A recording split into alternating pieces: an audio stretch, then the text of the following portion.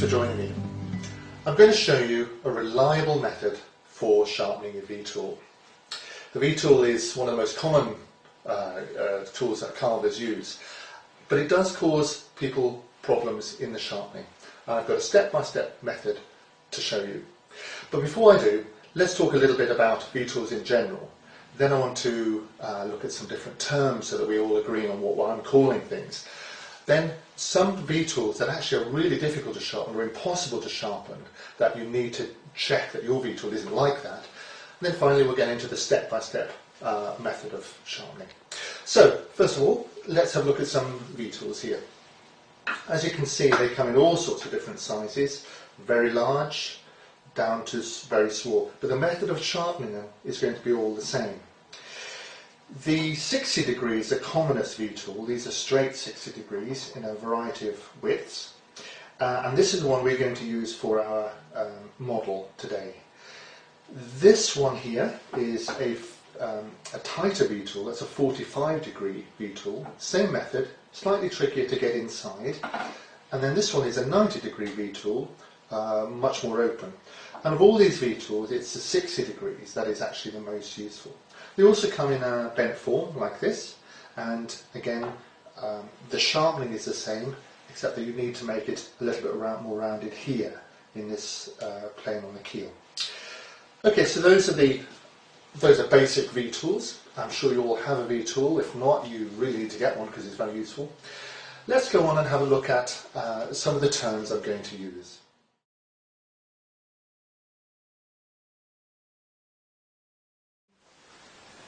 Let's have a close look at this V-tool. The best way to think of it is as two chisels joined together at a centre. So we have a chisel here, and then it's joined together in the middle here. So there are three of everything.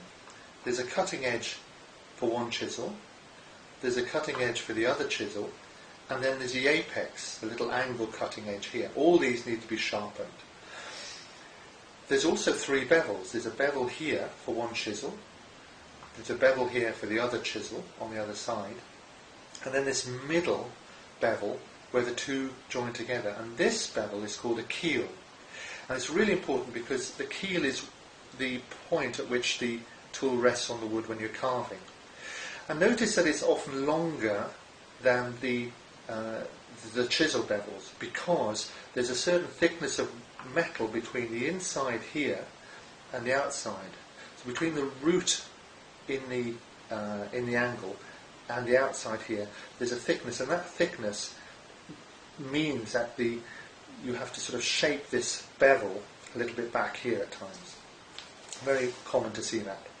So 3 cutting edges, 3 bevels, and 3 heels. One here for this chisel. The chisel on the other side has a heel here. And then finally we've got this little point there, which is the heel for this keel, this middle section. So that's the way to think of it, and we can see that in action very much when we sharpen. We'll be taking these 3 parts separately, one bevel, another bevel, and the bevel in the middle to sharpen it.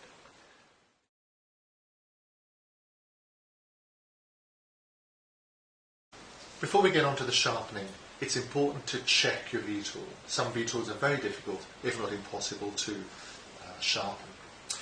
So first of all, as just a general principle, make sure your V-tool is lined up like this along the axis of the tool, that each wall is symmetrical, even thickness, and that the V groove itself is lined up, it's not off to one side. So you have a nice symmetrical carving tool. But in addition to this, there are 3 problems that I want to highlight that you need to check. They cause issues, cause a lot of problems, and we need to be able to deal with them. The first one is regarding this distance of metal, this thickness of metal between the inside here, the root of the two joined together, and the outside here, which gives rise to the keel. If you look at this photo, here's a picture of a tool with a very thin amount of metal. It's a pretty devastating photograph, isn't it? Really awful to look at. And the reason that this bit of metal snapped off is because there is no thickness here. This, from the inside where the apex is to the outside there, very little metal, no keel, it sort of merges into the blade, no strength. So as this goes into the wood, these two walls, the bevels on each chisel, closes the V. The pressure is into the centre, so you can get this terrible effect if you're not careful. So if you've got one of these tools that has a very thin bit of metal here, then you've got to proceed very carefully. You can use it, you can carry on, but really you can't bury the tool deep into any sort of hardwood, or you might get this sort of effect. Let's have a look at another photograph. This is the second problem you might get. Look at this V-tool. This is the end view of a V-tool. Look at the inside wall. This inside wall is nice and flat. This wall has a belly on it and a thin part here. So as we sharpen the bevel on this side, it's going to cut into here. It's going to remove metal here. So you'll end up with a notch in this blade continually. To get this whole edge sharpened, you will always get a notch in there, which gives you a weak apex. So check your V-tool that you have a very flat, very even inside face. That's really, really important to successful sharpening. If you've got a belly like this, then you need to either throw the tool away and get another one, or you've got to flatten this bevel with slipstones first, this inside belly with slipstones first. So this is a really bad fault. The third problem lies in the shape of the keel itself. The keel should be parallel and narrow like this here.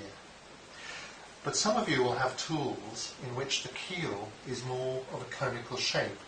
And the problem with that is that the cutting edge is actually coming very tight little angle here, but it's followed by a cone of metal in the cut, and that lifts the cutting edge out. So you continually are having to force the tool down into the wood. So this is a very hard work tool. What you need to do here is actually remove some of the metal, like I've got done here. Remove all this metal, flatten that cone, but keep the narrow keel. By taking metal off there and drawing the bevels back here, you can remove this fat cone of metal here, which causes the problem. So if you have a tool like that, and you change it by removing some of the metal like so, you'll find it'll work much better, be much easier to push into the wood.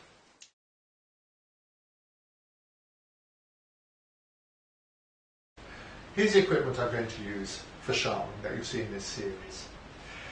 I'm going to sharpen by hand, essentially because it's a slow, methodical way, and that'll show you exactly what you need to do. And I suggest you do that, sharpen by hand in this way first. And then if you've got some power equipment that you can bring in and speed the whole process up, well, fine. But I think this is a good way to start. So I'm going to use a grinding wheel to begin with to remove a lot of the metal. This is a power wheel, a very simple grinder. You need some water to cool the blade. Water-based grinding wheel is just as good. If you don't have a grinding wheel, then we can use a coarse stone like this. This we'll be using. This is a coarse bench stone, carborundum. And then for finishing, after I remove most of the metal, I'm going to use an Arkansas stone, which is a very fine finishing stone. You'll also need some slipstones that are shaped to the inside, so an angle of 60 degrees or so, slightly less, either a large one like this or small ones like that, just for removing a burr off the inside edge. Then we'll need oil for the oil stones, the slipstones and the bench stone, and then finally we'll finish off and maintain the tool with a strop like this. So this is a bench strop and a shaped inside strop that'll fit the inside of the V-tool, and both have an abrasive on the surface. And then lastly, of course, you'll need a cup of tea, and that's really important. So assemble your things and we'll move on to the sharpening problem.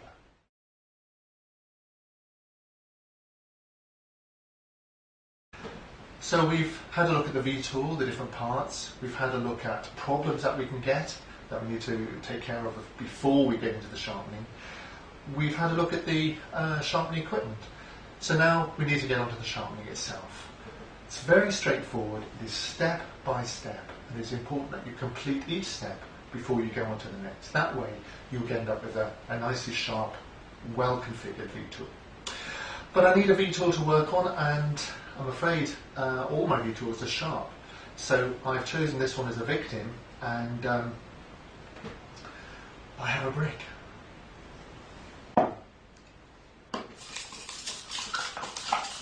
And this is hurting me more than it's going to hurt you. So, pretty blunt, and I need to sharpen it.